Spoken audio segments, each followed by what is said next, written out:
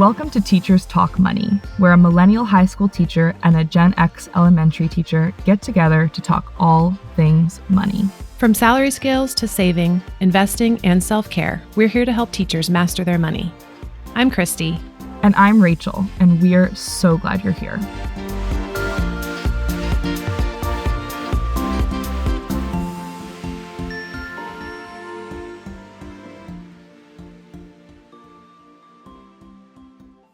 All right, listeners, welcome back to our next episode in our Summer Money series here on Teachers Talk Money. We are so glad you're here. We hope you are loving some summer weather and fun activities, and we can't wait to get into this episode with you. So, Rachel, how's it going?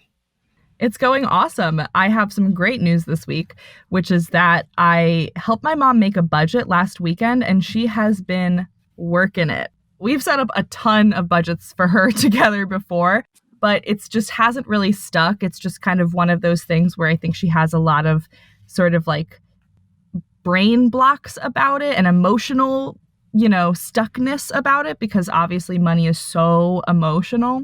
So it never really stuck for a number of reasons. And also, it's just hard to find the right system for every person. But this time, my mom is super confident and happy about her budget and her numbers. And I think seeing it on the page has relieved her stress, because she sort of had this sense of, I'm just not making enough money.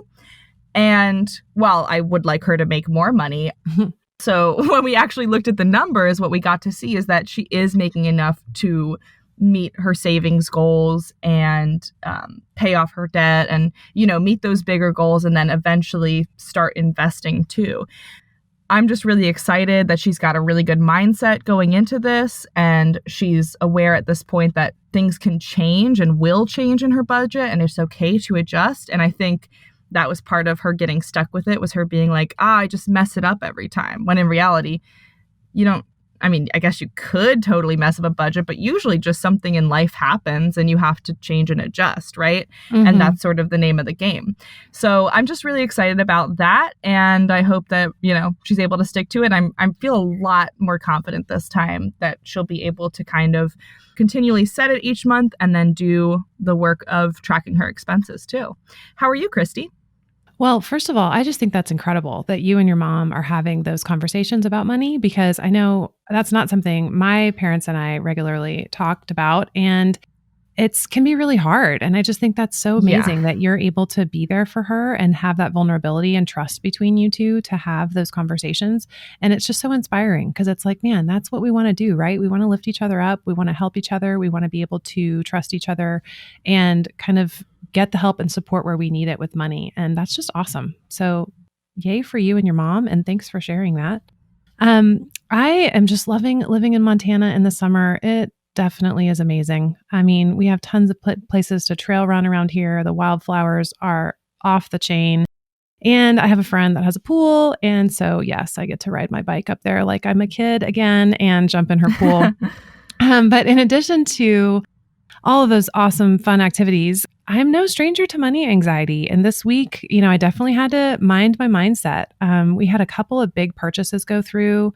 One of the coolest things we did was my grandparents' house was one of my favorite places as a kid. And both my grandparents are gone and the house has been torn down. And my aunt saved some wood from the floorboards. And so I had a friend of mine who's this incredible craftsman make earrings for me and like a piece for all of my family members with the wood. And we got them back and they're so, so, so beautiful and special, but dang, the price tag was big. And I did not expect that.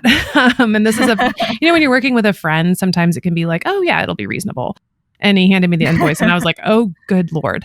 And then, I made a big donation to a cause I really believed in. And then we also had some truck maintenance to happen and I had another medical expense. So anyway, long story short, it was just one of those months that I found myself feeling like, and you just start I start reverting back to that like cringy sort of like, oh, are we okay? And it was like, had to pull up my spreadsheet and look at the budget and look at the bank account balances and be like, yes, these are all things that I value and wanted and needed. And I made them decisions, intentionally, although I could have been more clear about the invoice on the jewelry. But in the end, I was like, this is the most special thing to remember my grandparents. And so it was worth it.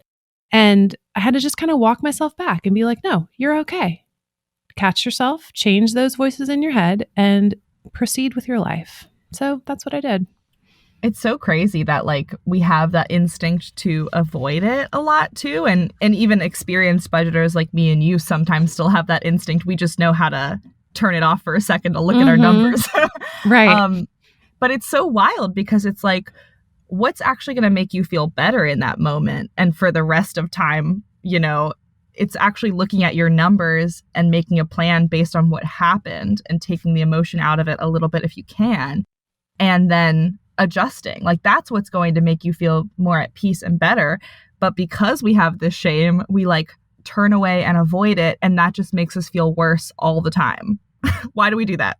I think it's also a statement to like how ingrained those beliefs and voices and tracks are in our minds. You know, that like I've been on a different track for a really flipping long time now, I feel like. And I'm still like, whoop, right back to the old thing, you know, the minute things get a little shaky.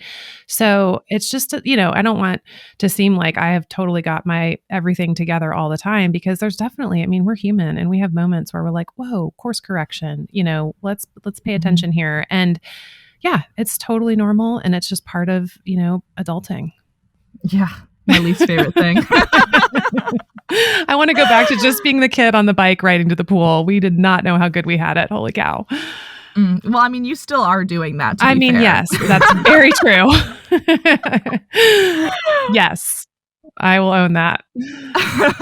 So before we get into the episode for today, we just want to remind you guys, don't forget to subscribe to the show. If you're on Apple Podcasts, leave us a review. It helps more teachers find us. And please send your questions, feedback, and or money wins to us at teacherstalkmoney@gmail.com. We would love to answer some questions on the air or share some money wins, which we can share your name with or keep it totally anonymous. Either way, totally up to you. But we just really want to continue growing this conversation. And instead of just having me and Christy talk at you, actually start to involve you in this podcast as well. And I also think that that can be so much more beneficial for bringing in more perspectives to help more teachers make the most of their money. Yeah, and that's definitely what subscribing and leaving reviews and rating things do, is it makes it easier for teachers to find us and kind of brings it up in people's feeds. And then that just helps us grow the conversation and get to more teachers and bring more teachers onto this platform and start sharing what we know. So that would be awesome. So Rachel, what are we getting into in this episode? We're continuing our topic, I guess, from last week when we covered all of the investing myths. This episode, we are going to get into the actual accounts, the retirement investing accounts that are available to teachers. We are going to start out the episode by going over what are called our individual retirement account options. These are otherwise known as IRAs. Some people call them IRAs, but I don't know you. I don't know why you do that. No, I'm just kidding. But it stands for Individual Retirement Account. These are not specific to teachers. Anybody can open one, but they are available to us. So it's important to know that this is an option we have. Yeah, and a Roth IRA is where a lot of people often start when they're thinking about saving for retirement. And before we go any further, I want us to think about retirement accounts as buckets, right? So like each of these separate accounts that we talk about today, kind of visualize them as a bucket in your head. And you can have all the buckets. You can have one or two of the buckets. And then what you put into the buckets would be the index funds that we talked about in the last episode and that we will circle back to in the next episode. So to think about a Roth IRA, full disclosure, I don't know where the term Roth came from, but whenever you hear Roth associated with a retirement account, it means that you're putting the money in after you have already paid taxes on it. Sorry, total side note. But I think that, yeah, I think it's somebody's name, like the name of the guy that invented it. Or gal. I'm assuming it's a guy. I'm pretty sure there was a lot of gatekeeping for the gals, but I'm pretty sure it's somebody's last name. I figured it was, but I just have never looked that up. So when you hear Roth, that means that you're putting in money you've already paid taxes on. And it also means that you will never again pay money on anything that you take out of that account. So that money grows in a tax-free way. You put in money you've already paid taxes on. So the government is done with you. It's your money. And then you invest it and it grows and you never pay taxes on what it earns. So if you're thinking about like, why would I open a Roth IRA? A Roth IRA, you'll likely have more and better fund options with really low fees in terms of index funds than your employer-sponsored plans, like a 403b or a 457. And I like to think about a Roth being like the world is your oyster, your inexpensive, passive, wealth-building oyster. Because you can go to like a Vanguard or a Fidelity and open a Roth IRA and literally pick from anything you want in terms of funds. And again, simple is better, but the simplest, most low-cost funds, you'll be able to put them in your Roth and put them to work for you. So Roths are really good for people who are in a very low tax bracket now, meaning if you're not paying a lot of taxes right now, you want to go ahead and pay those taxes on those dollars and then put them to work for you if you might be paying more taxes in the future. So David and I started with Roth IRAs and we still max them out every single year. Roth options can also be a good way to lessen your tax burden later on. So if your pension is going to be taxed and Social Security is going to be taxed and you have other retirement savings that are all going to be taxed when you take the money out, a Roth can be a really good way to balance that tax burden and give you some options in retirement about how much tax you want to pay and when you want to take it. The other cool thing about Roth IRAs is that there are no required minimum distributions, and those are also called RMDs. And a required minimum distribution is basically when the government says, hey, you've had your money long enough. We want our tax share of it. And because Roths include post-tax dollars, you are not required to take any of your money out to pay taxes on it to the government. So in a Roth account, the government is never going to tell you, okay, you're this age and now you have to start taking money out because we need you to pay the taxes on it. So it's really like free and clear, yours for life. You can pass Roth IRAs down to your children. They are an incredible vehicle and have so many options. And one final option is you can always take your contributions to a Roth IRA out without a penalty, which I definitely hope no one ever has to do. But it can be like the emergency fund for your emergency fund, because you can take that money out without having to pay like a 10% penalty on it, which is the case with most other retirement accounts. Yeah, I totally agree. Like you said, I hope that nobody ever has to do that, but it can be a nice thing to have in case you ever really get into like a super tight spot that was totally unexpected, you know, like with medical bills or something. It's good to know, as always, like we say all the time, know your options. Couple of cons to a Roth IRA. And the first one is that there are some income limits for being eligible to have a Roth IRA. And this is a little bit different depending on whether or not you file your taxes single or jointly. So if you are single filing, you need to make under 140K adjusted gross income. I don't know any teachers that make that with just their day job, but maybe if you're a teacher, you're at the highest rate on the salary scale and you also have another job, that might apply to you. But for most people, you probably qualify, most teachers that are listening to this. And then if you're filing taxes jointly, you cannot open a Roth IRA if you have 208K or more in income, or adjusted gross income, I should say. So that might apply to more people. Like if you have a spouse that is also a teacher and you're both in super high salary lanes, or if you have a spouse that is earning more than your teacher salary and it comes out to over 208K adjusted gross income. Yeah, those do tend to change every couple of years. So like we said before, keep learning, keep paying attention a little bit here, a little bit there, because those income limits do tend to go up over time. And then that sort of applies to the next point too, which is that there are, of course, limits for what you can contribute to Roth IRAs every year. You can only invest $6,000 per year if you're under the age of 50. If you're over the age of 50, there is something called a catch-up contribution where you can invest $7,000 a year in your Roth IRAs. So it's just kind of a small limit. I mean, relatively small. If you're just getting into investing, this might be a really great goal for you, but it's just capped at $6,000 or $7,000 per year, depending on how old you are. So just be aware of that. And then again, like Christy said, this changes every couple of years. So it might go up, if you're listening to this a few years in the future or as you kind of continue to invest in your Roth IRA. Yeah. And then there is another IRA account that is typically called traditional IRA or just an IRA. And it's very similar to a Roth. The main difference is that it is tax deferred. So you pay taxes on your contributions and earnings later when you withdraw them in retirement.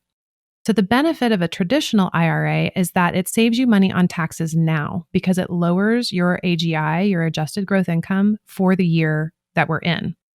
Unless you make a boatload of money and then you can't deduct it on your taxes. But it's, again, probably not a whole lot of teachers in that boat. Essentially, you're reporting less income to be taxed on. So a traditional IRA might be a good choice for people who think they'll be in a lower tax bracket in retirement than they are right now.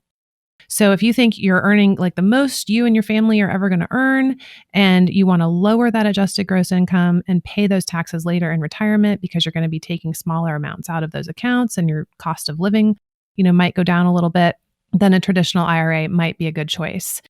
Likely, you'll have more and better fund options with lower fees than your employer-sponsored plans. Very similar to a Roth IRA, the world is your oyster. That said, if your other retirement investments are all tax deferred, like I talked about a second ago, you may want to, really think through whether a traditional or a Roth IRA is in your best interest so that you're not paying all of your taxes in retirement.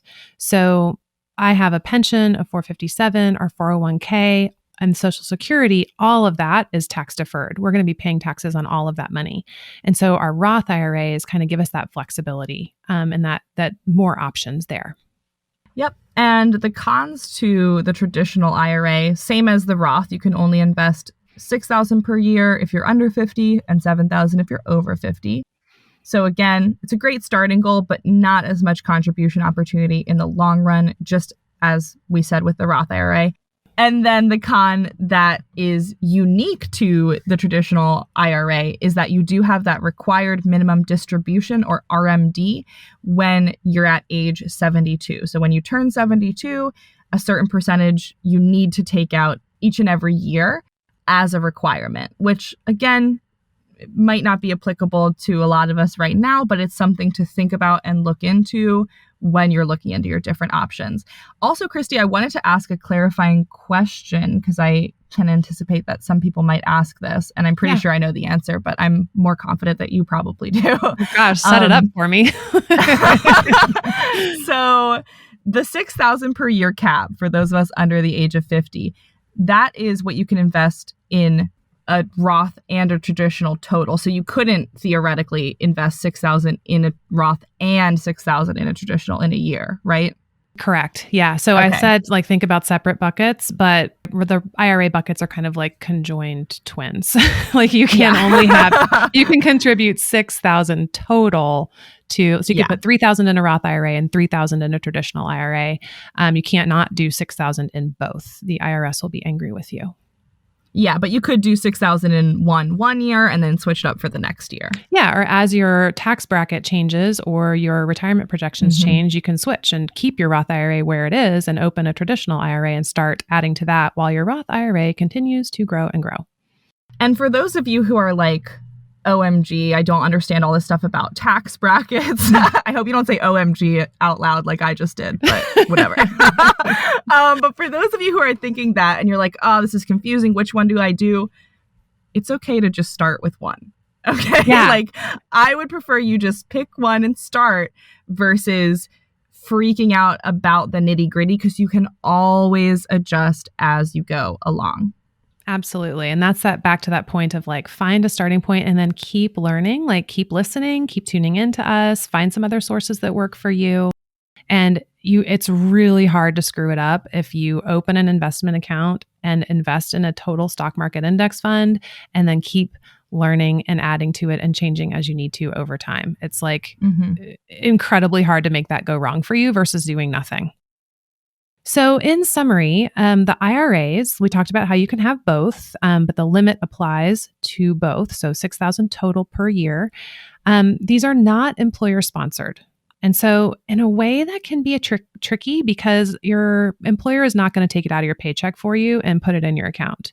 You have to kind of take that wheel and have the investing muscle to make it happen. But that being said, there are incredible options to open these accounts that literally are like 6 clicks on the internet through like a Vanguard or a Fidelity or an M1 is an app that I use just for kind of a side fun thing to learn about it. And so while your employer won't do it for you, it's super easy for you to do it on your own. Or if you work with an investment advisor, we'll talk about that a little bit later too, but very easy thing that they could shepherd for you. And Rachel, I know you do some robo advising. Can you tell us a little bit about that?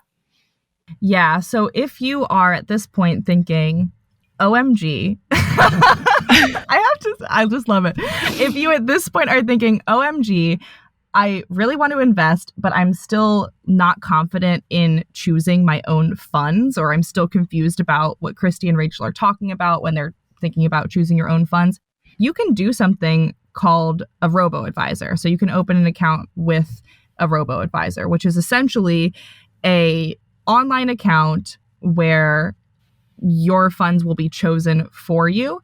And this makes the barrier to entry just even lower. So you can start with this if you're just not feeling confident choosing your own funds. And of course, you can always switch to self-directed, which I'm probably going to do soon. I opened a robo-advisor a long time ago because I was sort of in that space where I was feeling like, okay, well, I really want to get investing, but I don't feel totally confident picking my own funds. So I decided to do a robo-advisor. And then all I would say with that is just compare the fees and pick your lowest fee option when it comes to choosing a robo-advisor, because that will end up saving you quite a bit of money in the long term. Yeah, and fees are going to be our main focus next week. So definitely tune in to learn more about that. But Rachel, what brokerage do you use for your robo-advisor? And do they pick the funds based on like what you say you're comfortable with risk-wise and your age and stuff like that? Yeah, so I used to use something called Wealthsimple, which I ended up switching from because it had a pretty high fees when I looked more into it. Again, I really just wanted to get started, and then I adjusted as I went, which is totally fine to do. So I switched from that one to SoFi, which does not have fees on the robo-advisor end, but of course, based on the funds that it chooses, you'll have to pay fees for those funds. So we'll get more into that in the next episode, so don't worry if you're like, you just totally lost me, Rachel. But essentially, yeah, you pick your risk tolerance level, and then it trades funds from there. And it doesn't really trade it super frequently or anything. It picks a couple, occasionally it'll make trades. I don't know exactly what the algorithm is, honestly, but it was nice for me getting started and thinking like, okay, when I look more into this, I probably will switch to a self-directed option, but for now, this is working for me. And I think it works. I mean, obviously it's kind of hard to compare like rates of return and stuff, but it's gotten a rate of return that pretty much matches up with the stock market. So, and yeah, any rate of return is better than zero or losing to inflation. And I just have to side note, like the generational difference here. You can tell I know nothing about robo advising because I started investing before it was even invented, and and before the OMG term came onto the scene. So yeah, I'm hanging out over here with my wrinkles. Okay, so back to the summary of the IRAs. You can have both. They're not employer sponsored. You can do your self-directed, your advisor sponsor, or your advisor, directed, or a robo-advisor, which is kind of a combo of the two. And anyone can have an IRA as long as you have W-2 income for the amount that you contribute. So as long as you're earning on a W-2 over $6,000 or $7,000 per year, you can max out an IRA. You also don't have to max out an IRA, obviously. You could contribute $1,000, $2,000. And a lot of people actually use these with their kids because if a child has W-2 income, you can be a custodian and start a Roth IRA with your child. So that's another thing to talk about down the line, but there's just a lot of very cool options with them. And then you can access the money penalty-free at 59.5. And like we said before, with a Roth, you can take out those contributions anytime, penalty-free. So let's get into our employer-sponsored retirement account options. So just to recap, we just talked about individual retirement accounts, or IRAs, which are available to everybody, not just teachers. But now we're going to talk about 403Bs, which are the public sector 401ks, essentially. So if you have listened to financial advice before and they're just talking about blah, blah, blah 401k and you're like, what? I don't have that. It's because you have a 403b. And lots of pros to these. I think the biggest pro is that it comes right out of your paycheck. It sort of just hides the money from you. So this is really great a lot of times for those of you just starting out with money. But even for me, I like that I don't have to think about it or make the contribution myself, because it sort of just never hits my bank account, right? It comes right out of my paycheck and goes right to the brokerage.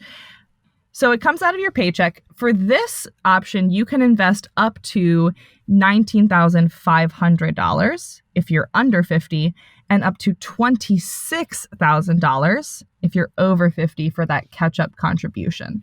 Lot more investing potential here just in terms of dollars that you can add to it, which is another thing that makes this an awesome option. If you have an employer match, which I would say most districts don't, but I have heard of it. Yeah, some do. Yeah, I think my friend gets 2.5% of her contributions matched.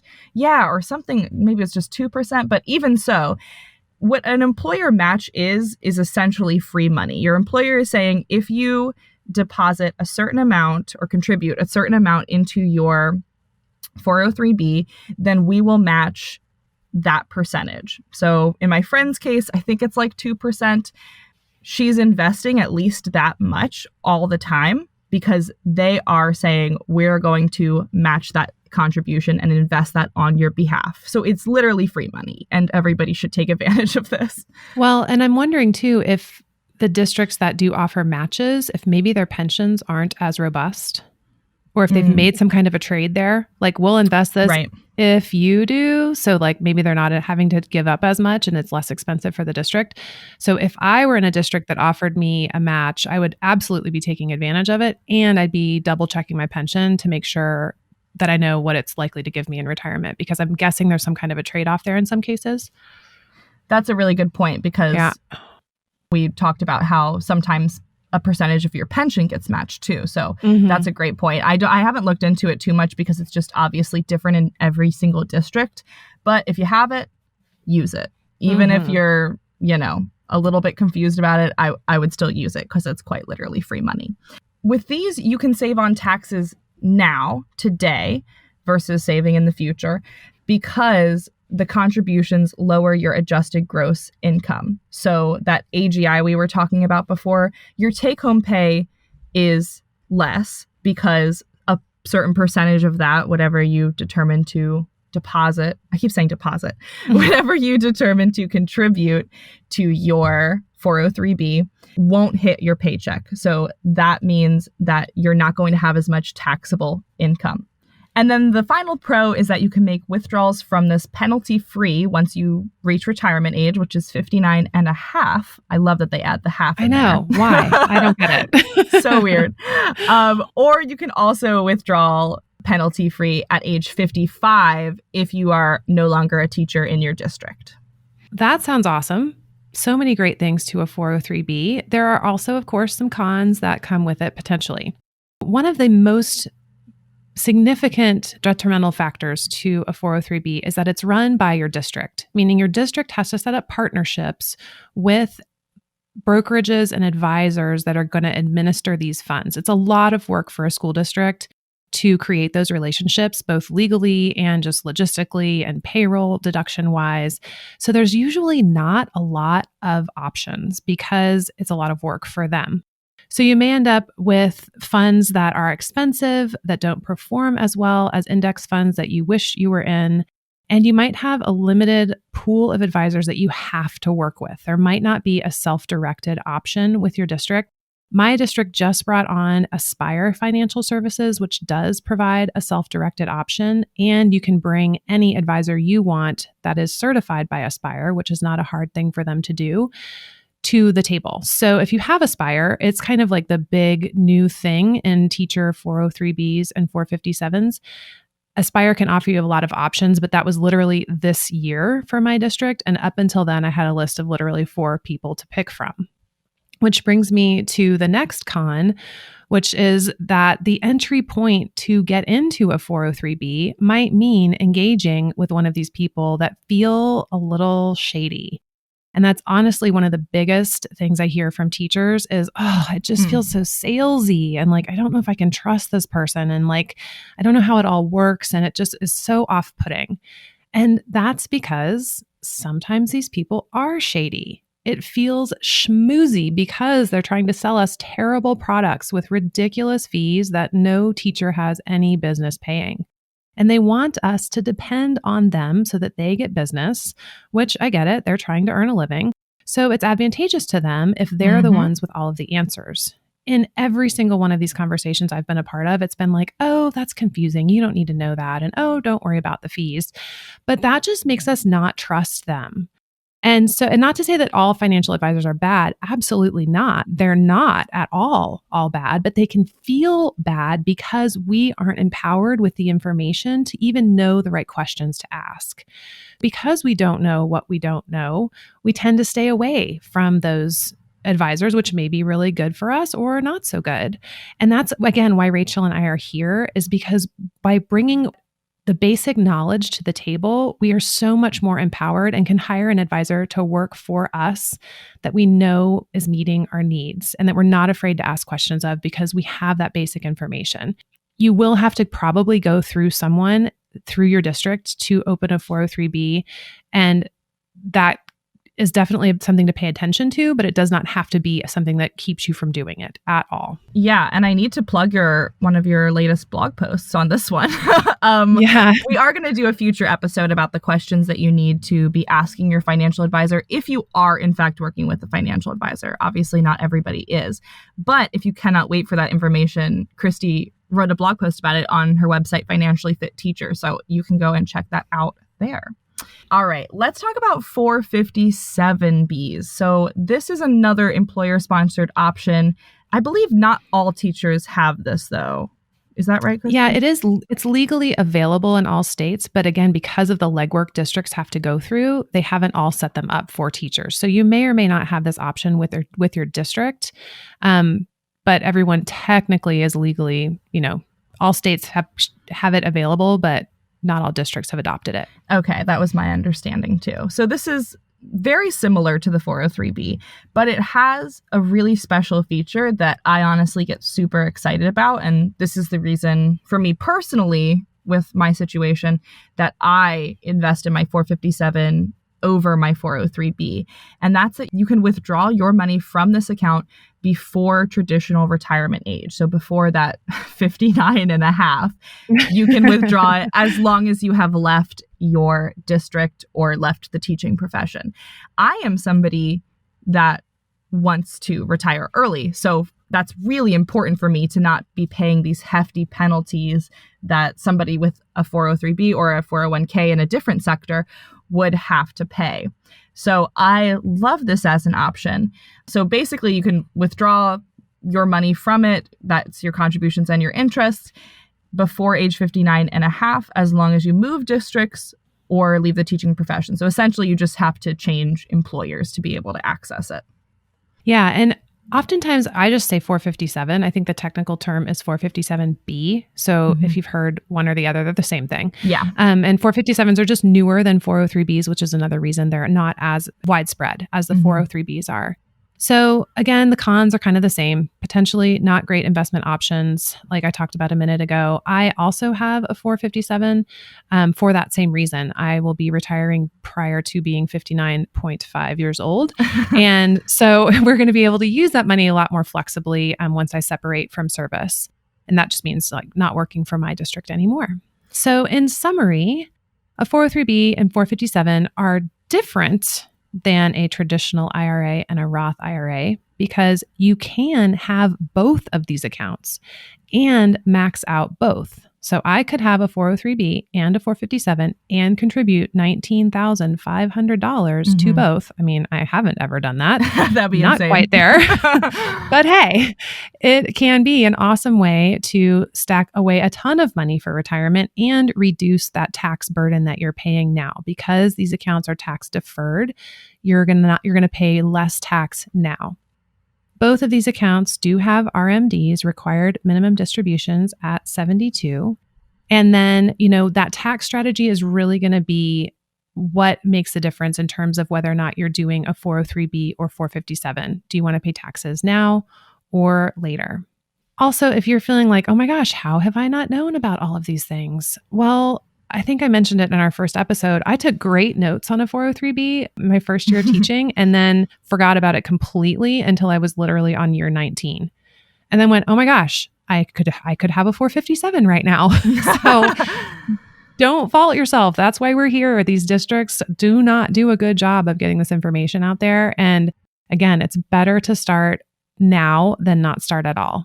And just to add a point of clarification for the 457 too, because we did say it's the same potential cons as the 403B, right? Maybe you don't have great investment options, you have high fee funds or funds that are low performing. And I will say that even in the same district, sometimes the 457, especially if it's through another servicer, might have even worse fund options than your 403B. I have heard of that happening. So just be very aware, look at the actual funds that are available in it. Don't just think, oh, that I want the option to retire early, I should definitely do the 457, because it might actually make less sense if it has just very strange investment products.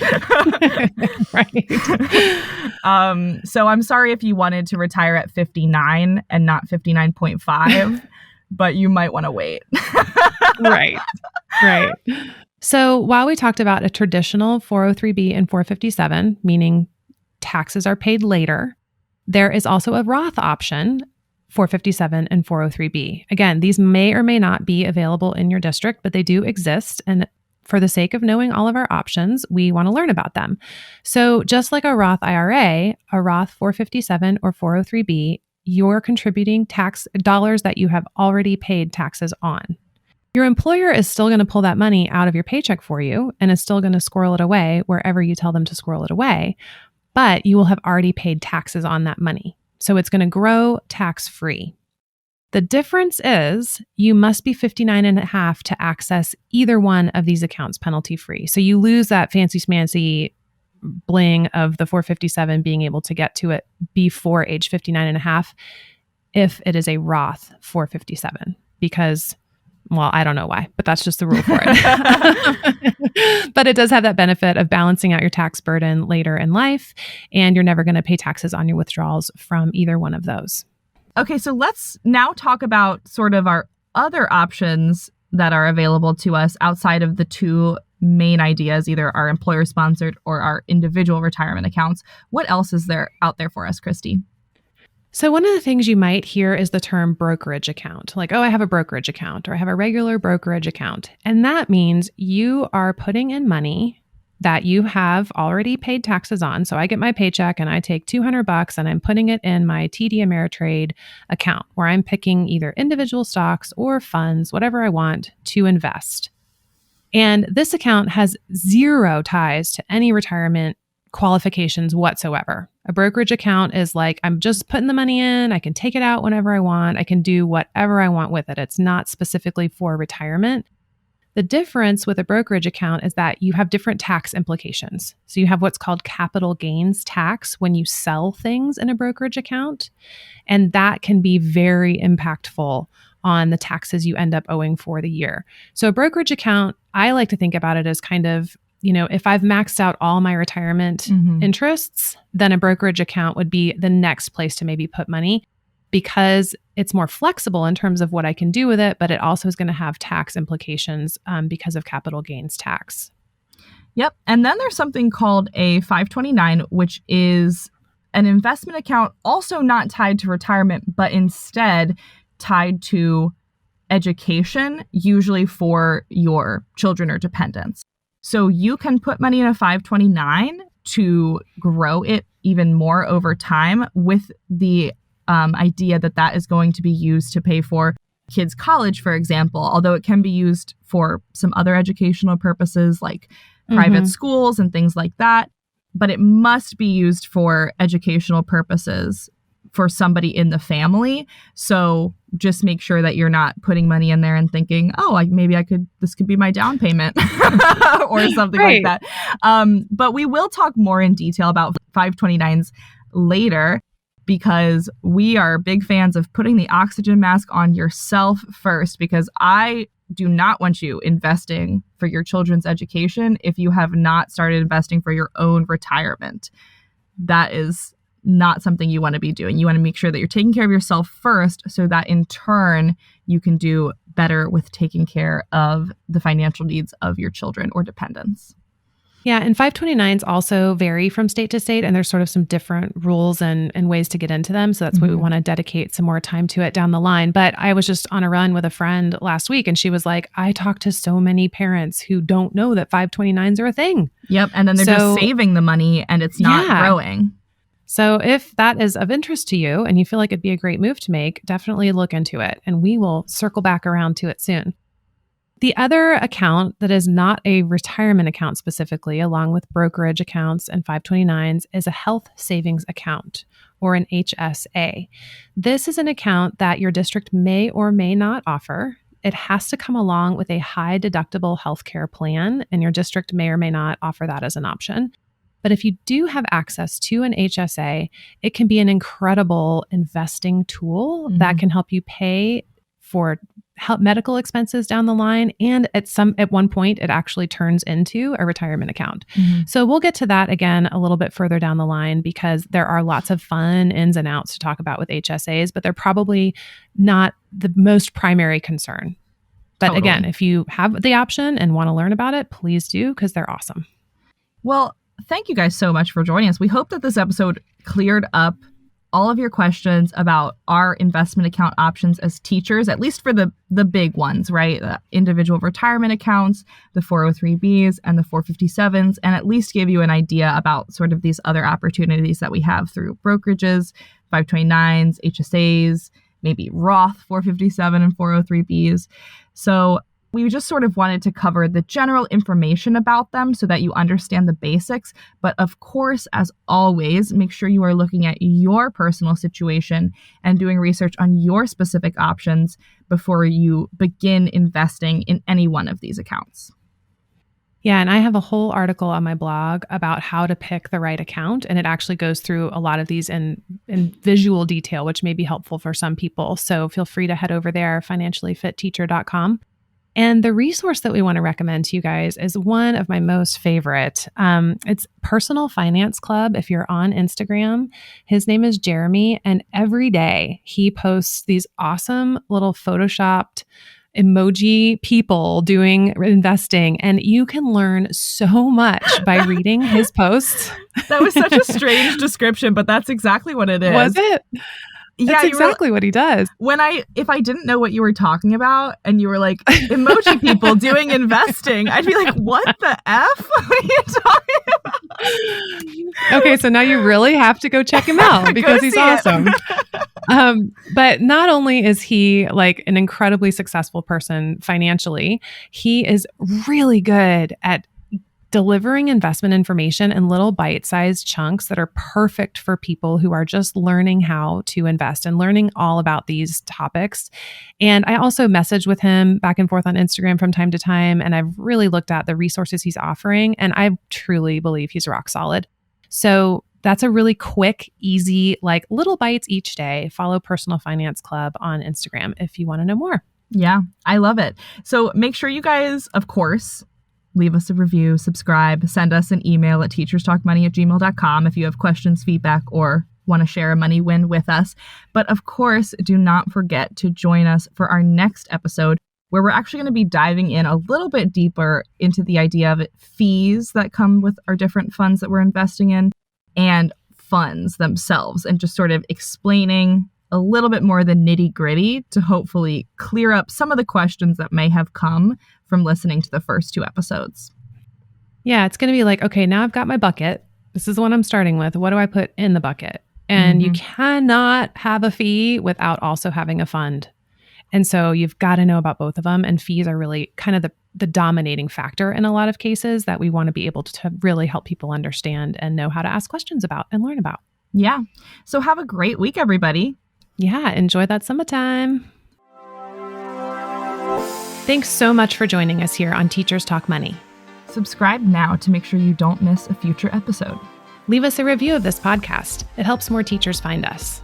Share it with a teacher friend who can use some of this information. You can find more money advice from Christy at Financially Fit Teacher on Instagram and Rachel at Teachers Talk Money on Instagram and YouTube. All opinions are our own, and our awesome theme music is by John Bartman.